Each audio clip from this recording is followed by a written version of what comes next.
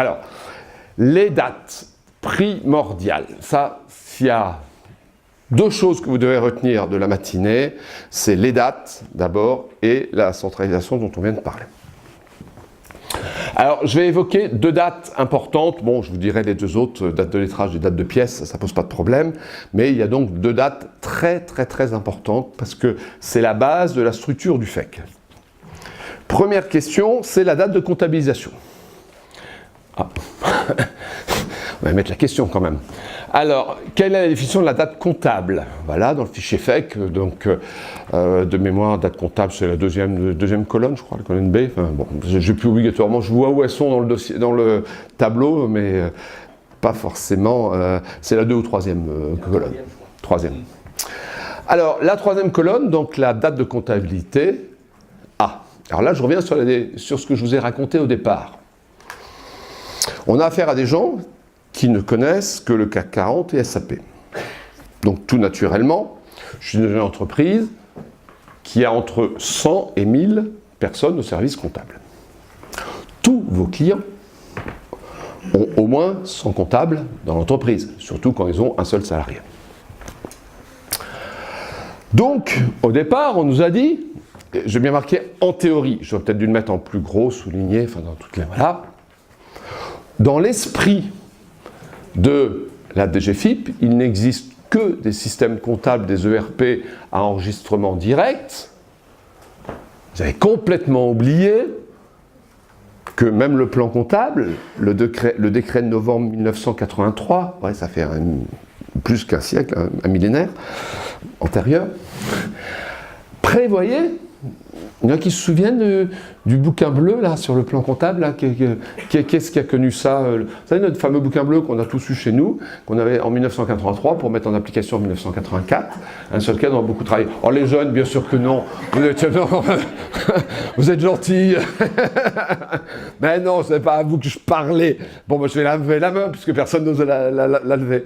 Voilà. Donc, en effet, dès 1983, ce truc-là, c'était prévu, qu'on puisse faire des brouillons d'écriture. Et à l'époque, on parlait du procès verbal d'acquittement et d'écriture rendue définitive. Voilà, du procès verbal d'entrée dans le système comptable. Bon. Alors, pour la DGFiP, tout ça, ils ne connaissent pas.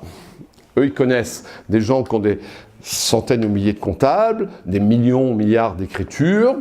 Voilà, très clairement. Donc, très clairement, une écriture qui va être saisie le 5 janvier, qui est une facture du 29 décembre, elle aura quoi comme date? 5 janvier 2018. Rassurez-vous, ça n'existe pas chez nous. Je vous dis ce que l'administration fiscale avait en tête. Rassurez-vous, c'est pas vous, c'est pas moi. Bon. Ne me faites pas, tombez pas sur place quand même, parce que je sais bien qu'aucune de vos comptas n'a pris ce principe-là. Alors, on a réussi à leur expliquer. C'était long à démarrer ce groupe, parce que voilà, il a fallu qu'on se comprenne, qu'on parle le même langage, voilà, et qu'on s'explique c'est quoi une comptabilité. Surtout quand il me parlait de SAP qui n'a pas de comptabilité et qui fait une extraction de fichiers pour inventer une comptabilité. Mais c'est ça auquel ils sont habitués.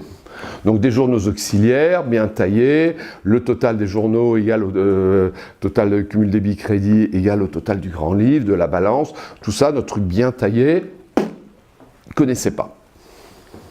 Mais d'ailleurs, moi j'ai toujours été choqué les premières fois que j'ai fait du commissaire au compte, tsariat au compte, où on me disait vérifiez bien que la balance client ou la balance fournisseur égale au poste de la comptabilité générale. Mais j'ai dit de quoi vous me racontez? Moi j'ai toujours vu que des comptabilités où les comptes clients et fournisseurs sont dans la compta. Et bien tout ça c'est la même chose. Bon.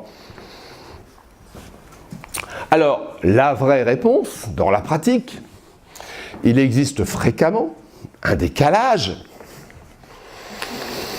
Parfois certains me diront que l'information est peut-être un peu surannée. Donc il est quand même fréquent, il arrive que je saisisse des écritures de janvier 2017 en avril 2018.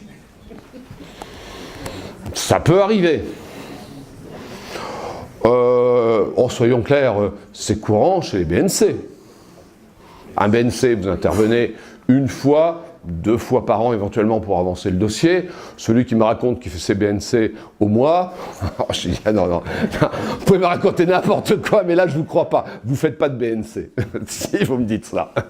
Bon, ouais. Enfin moi personnellement j'ai que 150 BNC à peu près, donc je connais un petit peu les BNC. Bon, donc très clairement il existe fréquemment un décalage, donc là je suis peut-être un peu excessif quand je prends plus d'1 an, mais entre la date de l'événement comptable et la date de la saisie. Donc dans ce cas-là, la règle, elle est très simple, c'est ce qu'on fait depuis toujours. La date comptable, c'est la date de la facture ou la date de l'événement économique. Date d'événement économique, ça veut dire, par exemple, je passe les amortissements, je fais une situation au 30 septembre, je vais passer les amortissements au 30 septembre, je vais mettre la date du 30 septembre. C'est ça un événement économique, puisque je n'ai pas de facture en face, je n'ai pas de pièce comptable en face. Donc très clairement, je me sens mieux, parce que c'est ce que je fais depuis toujours. Voilà. Donc il n'y a pas de problème, on a bien, c'est parfaitement réaffirmé, écrit, et donc il n'y a pas de souci. D'ailleurs, j'ai jamais vu un rejet de comptabilité sur un problème de date comptable. Donc là, pas de problème. Bon, par contre, le fait qu'on ne soit pas en enregistrement direct, on a bien rétabli une notion, ouais, c'est ça, on a bien rétabli une notion qui est dire, attention, si je suis dans le cas là que je viens d'évoquer, c'est donc qu'on rappelle bien qu'il y a ce qu'on appelle des comptabilités à brouillard, donc j'ai un brouillard d'écriture, mais qui dit brouillard d'écriture, qu'à un moment ou à un autre, il faut cette écriture devienne définitive. Et donc ça, c'est la validation, et donc il y a une deuxième date importante qui est la date de validation. Alors la date de validation, tout naturellement, je vais encore vous donner 2 réponses. Une qui ne nous concerne pas, voilà, si c'est un système sans brouillard, mais attention, parfois dans vos clients, dans des applications métiers, ils vous font des applications où ils se mettent pas en journal avec phase de validation, mais ils vous mettent de l'imputation directe, et puis avec des journaux, une date, alors on le voit tout de suite, parce qu'il suffit d'aller voir le FEC, si jamais j'ai un système sans brouillard, donc il n'y aura pas de phase de validation, dans ce cas, je vais avoir la date de validation égale à la date de comptabilité. D'accord? C'est comme ça qu'on les reconnaît d'ailleurs, quand on a un FEC, voilà.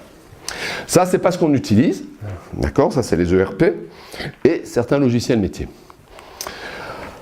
Si j'ai un système à brouillard, nos logiciels utilisés par nos cabinets et chez la plupart de nos clients, dans ce cas-là, pour l'instant, je n'ai passé que des journaux en brouillard. Ça veut dire que tant que l'écriture est en brouillard, j'ai le droit d'y apporter toutes les modifications, j'ai le droit de les supprimer, j'ai le droit d'ajouter, j'ai le droit de faire ce que je veux. L'écriture comptable n'est pas passée.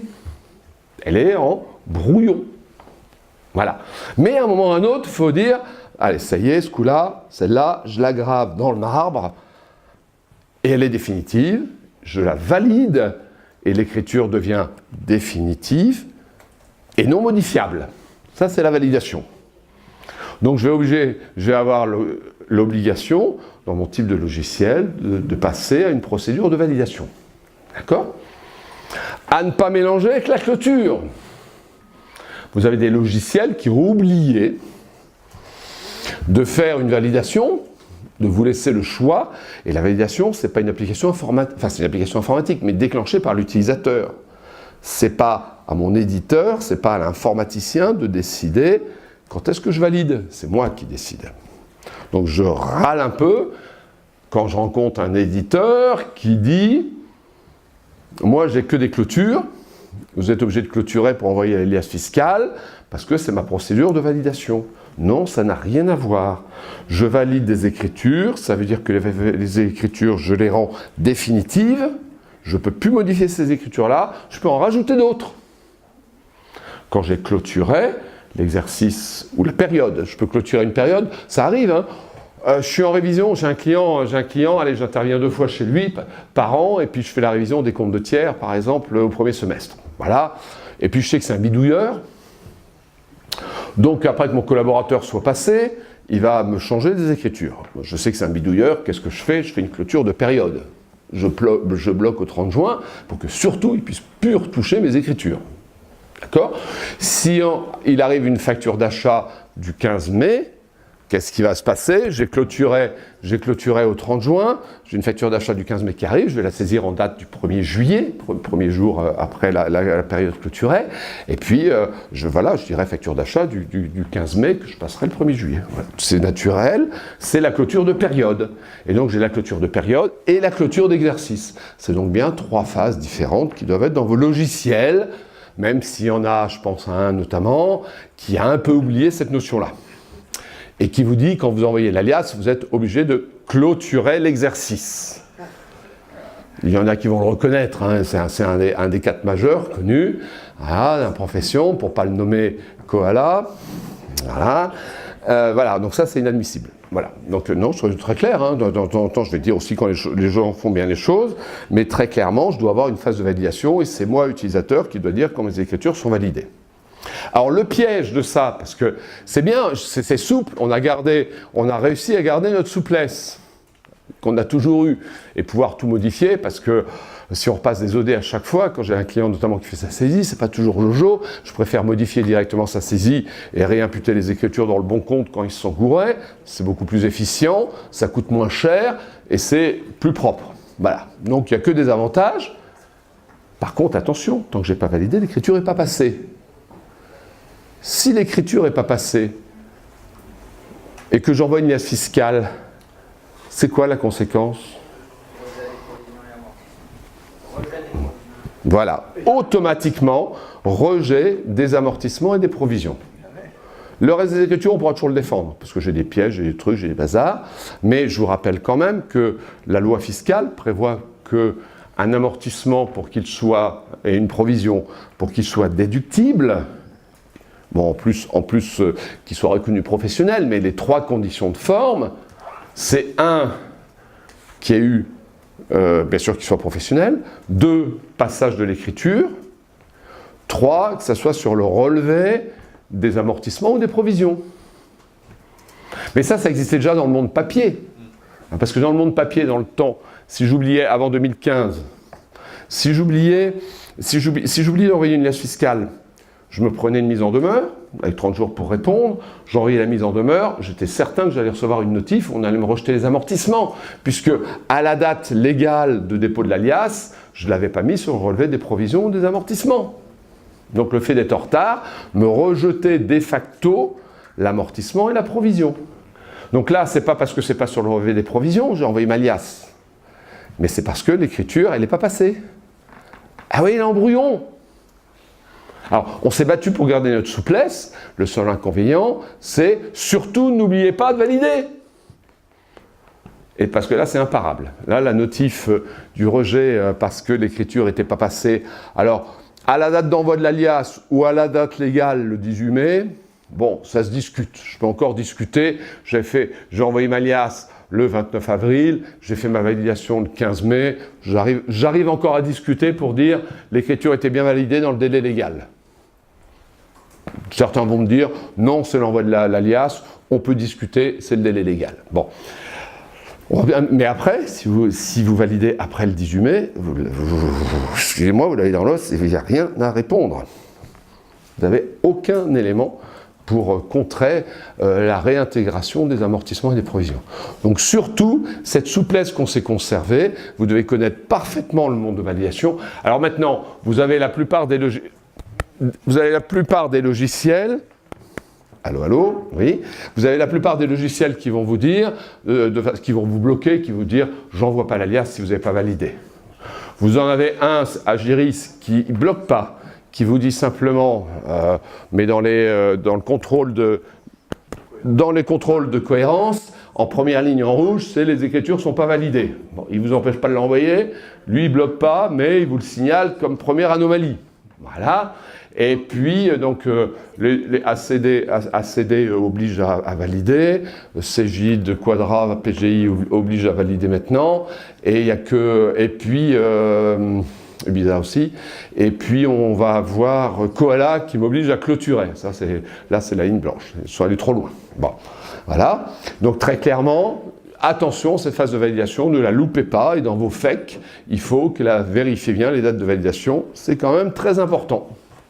Bon, ok, donc ça vous avez compris, validation, important. Les deux autres dates pour finir, numérotation. Ah oui, pardon, oui, il y a la numérotation avec la validation. C'est deux choses qui vont ensemble. Voilà. Dès que je valide une écriture, elle doit être numérotée de façon séquentielle. Donc surtout, on oublie le numéro du logiciel, le numéro donné par le logiciel au départ, puisque c'était un brouillard, c'était pas une écriture validée. La numérotation est obligatoirement faite dans un ordre chronologique et dans un sens des écritures validées. D'accord?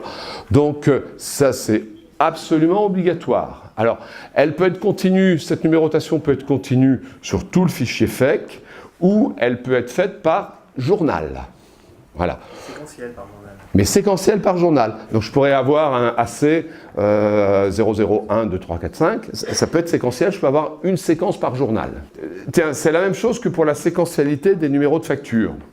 J'ai pas mal de gens qui, dans leur numéro de facture, vont mettre 2018, mettre l'année et le mois, et après un numéro d'ordre. Si, le numéro d'ordre, simplement le numéro d'ordre doit être continu. Je dois au moins, dans tout mon bazar, je dois avoir une zone que j'annonce, je vais dire les 5 derniers chiffres sont la numérotation continue. Mais j'ai le droit d'avoir une partie informative dans mon numéro. Donc ça, il n'y a pas de problème. Oui, par contre, il y a des sauts.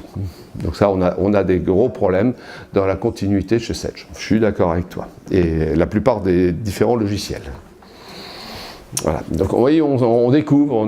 Moi, j'en vois des paquets. Donc, je commence à connaître, pas mal connaître les FEC. Alors, quand je dis journaux, ça peut être aussi groupe de journaux. Par exemple, j'ai une entreprise qui a 5 établissements. Les 5 établissements ont une autonomie en facturation et en encaissement. D'accord? Donc je vais ouvrir pour chaque établissement un journal de vente et un journal de banque. Donc j'aurai V1 à V5, B1 à B5. Je pourrais avoir une numérotation pour V1, B1, V2, B2 et ainsi de suite. Parce qu'après, quand je vais tout remonter dans la compta unique de l'entreprise, j'aurai une numérotation par groupe de journal également.